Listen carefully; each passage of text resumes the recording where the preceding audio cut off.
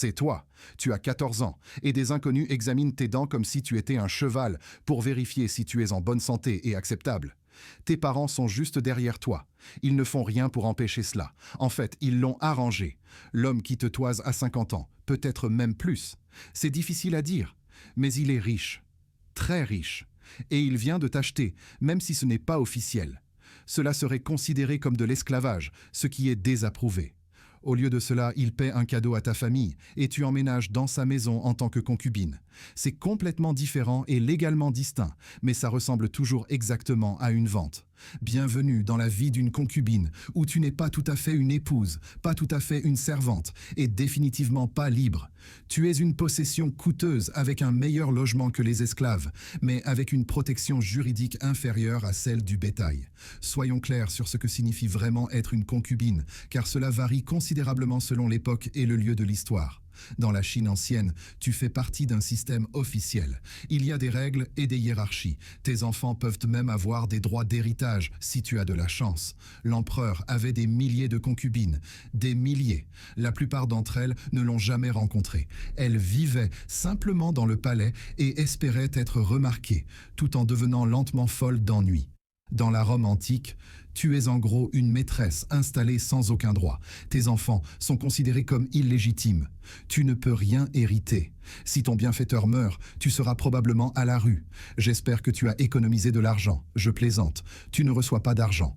Dans l'Europe médiévale, tu es la maîtresse de quelqu'un. Tu es cachée, car l'Église est très en colère contre les relations extra-conjugales. Ton existence est un secret. Tu vis dans une maison séparée, payée par ton bienfaiteur. Tu ne sors jamais.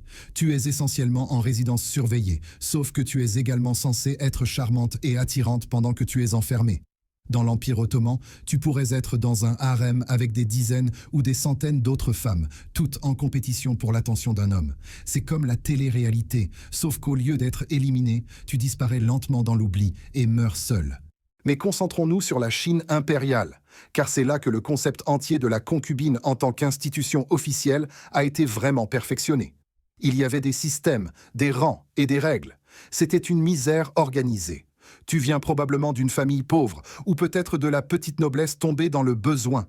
Ta famille a besoin d'argent. Tu es le produit qu'ils vendent. Ou peut-être viens-tu d'une famille aisée, mais tu es la fille numéro 5, et tes parents ont déjà marié les 3 premières pour forger des alliances. Tu es superflu. L'option concubine est meilleure que de devenir nonne, ou c'est ce que disent tes parents tant bien que mal. Ou peut-être, et c'est courant, étais-tu une servante dans le ménage, et as-tu attiré l'attention du maître. Il t'a promu de femme de chambre à concubine. Tu penses que c'est une promotion.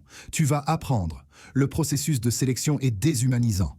Tu es inspecté. Ton visage, ton corps, tes cheveux et tes dents sont tous examinés. On cherche des défauts pour s'assurer que tu vaux l'investissement. Tu es interviewé.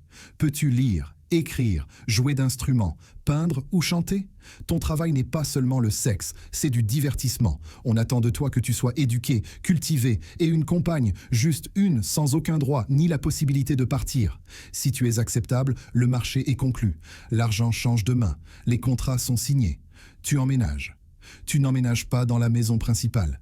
C'est pour l'épouse légitime, celle avec un véritable statut et des droits. Tu emménages dans l'annexe. Les quartiers des concubines. S'il y a plusieurs concubines, et c'est généralement le cas, tu partages l'espace et vis avec ta concurrence. Ça va être drôle. Par drôle, j'entends une guerre psychologique déguisée en sororité. Parlons de la hiérarchie, car elle est compliquée et brutale. Tout en haut se trouve l'épouse légitime. Elle a des droits, un statut et une protection juridique. Ses enfants sont les héritiers légitimes.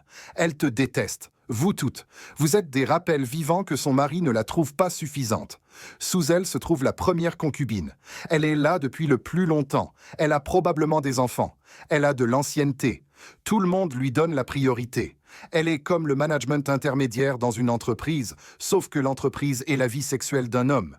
Ensuite, il y a les autres concubines par ordre décroissant, basé sur la durée de leur séjour, si elles ont des enfants et à quel point le maître les préfère actuellement.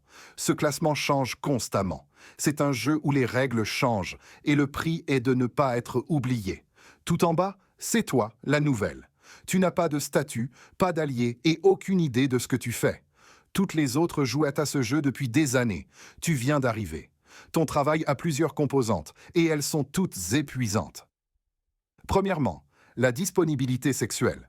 On attend de toi que tu couches avec le maître quand il le veut, pas quand tu le veux. Quand il le veut. Tu ne peux pas dire non. Dire non n'est pas une option. Tu n'es pas une épouse qui pourrait avoir un certain pouvoir de négociation. Tu es une concubine.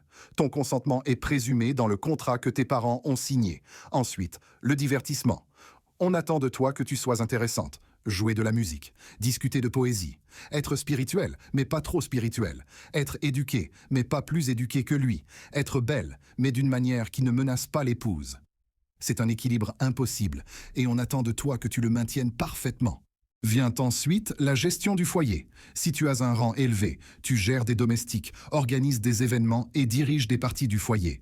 Tu as des responsabilités, mais aucune autorité. Si quelque chose tourne mal, c'est ta faute. Si quelque chose se passe bien, l'épouse reçoit le crédit. Enfin, l'éducation des enfants.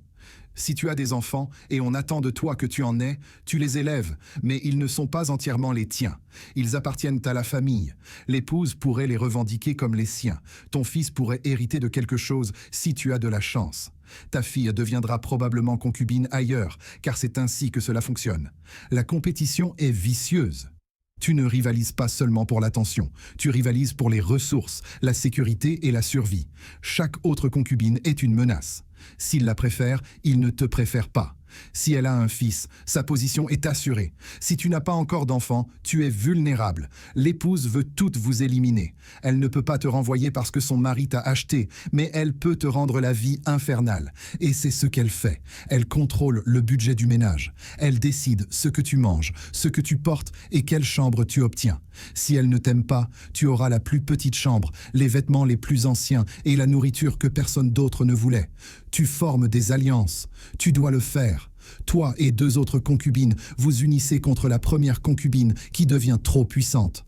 Vous partagez des informations, vous couvrez mutuellement et élaborez des plans ensemble.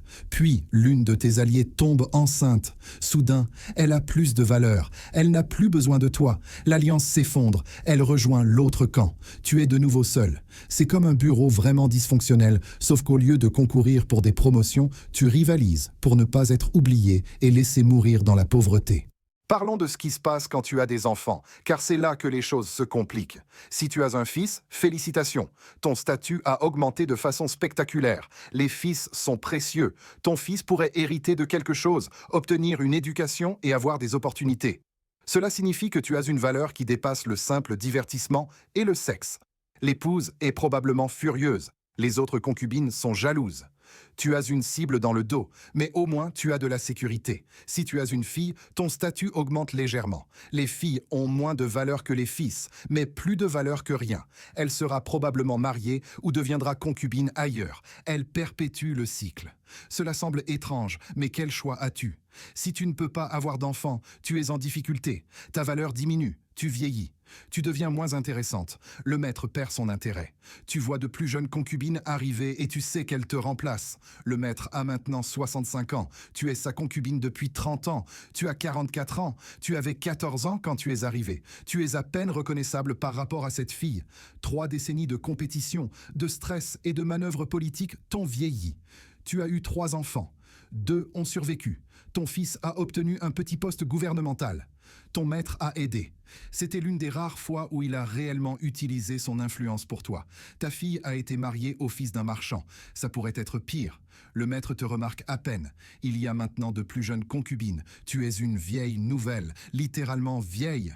Mais tu es coincé. Tu ne peux pas partir. Tu es une concubine.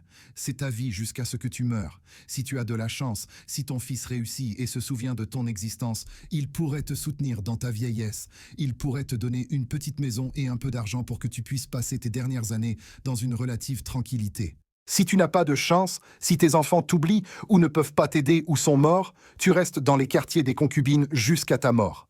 Tu vieillis, tu es ignoré et tu observes de nouvelles filles arriver et faire les mêmes erreurs que toi, incapable de les avertir parce qu'elles sont ta concurrence. Même maintenant, le maître meurt. Tu as 50 ans, il avait 86 ans. L'épouse, maintenant la veuve, fait le ménage. Elle se débarrasse des concubines. Tu en fais partie. Tu n'as aucun droit légal sur quoi que ce soit. Pas de droit d'héritage, rien d'écrit. Les promesses orales du maître ne valent rien. Tu reçois une petite somme d'argent, juste assez pour vivre modestement peut-être 1 an, si tu es prudente. Ensuite, tu es escortée dehors. Tu as 50 ans. Tu as passé 36 ans dans ce foyer.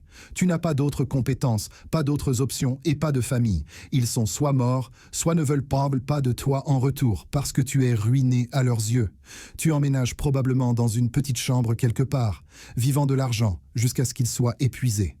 Ensuite, tu travailles, peut-être comme servante, peut-être comme couturière, tout ce que tu peux trouver pour lequel quelqu'un embauchera une ancienne concubine de 50 ans.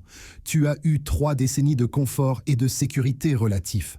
Maintenant, tu n'as rien. Et tu réalises que pendant tout le temps où tu as été concubine, tu n'as rien accompli. Tu as juste existé en attente jusqu'à ce que tu deviennes gênante. Ta dernière pensée est probablement de savoir comment ta vie aurait été si tes parents ne t'avaient pas vendu à un étranger quand tu avais 14 ans. Mais tu ne le sauras jamais.